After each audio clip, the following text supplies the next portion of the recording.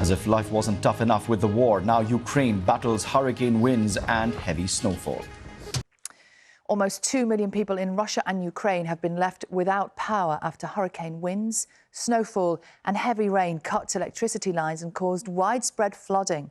More than 2,000 towns and villages in Ukraine have been left in the dark as wind speeds reached 90 miles an hour. From Kyiv, James Waterhouse has sent us this report. Nature doesn't discriminate. In war or peacetime, it knocks when it wants. In occupied Crimea, Russian emergency crews rescue people on Ukrainian soil after a river burst its banks. Southern Ukraine felt the brunt of this storm. It meant in the Odessa region, no one was going anywhere without help. Instead of Russian bombs, people here faced a different enemy, punishing winds which damaged homes and left many without power in the biting cold. It is undoubtedly a catastrophe on a huge scale, not only for the city, it's a statewide disaster. Amid the misery, hope. Baby Victoria was born at her mother's home.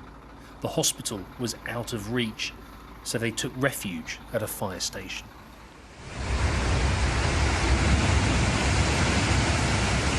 For the southern Russian city of Sochi, the storm meant this.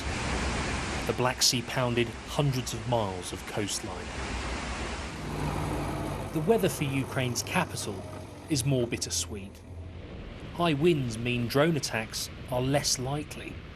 Relative calm after a weekend where Russia launched 75 of them at Kyiv. It's just our weather. What's more important is keeping the boys warm in the trenches. We will survive it here. I start crying when I think about soldiers. It's hard to imagine what it feels like there. It's painful to think about it. For all of the struggles caused by this storm, they're most acutely being felt by the soldiers fighting in the endless trenches and tree lines.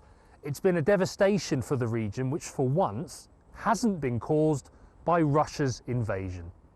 James Waterhouse, BBC News, Kyiv.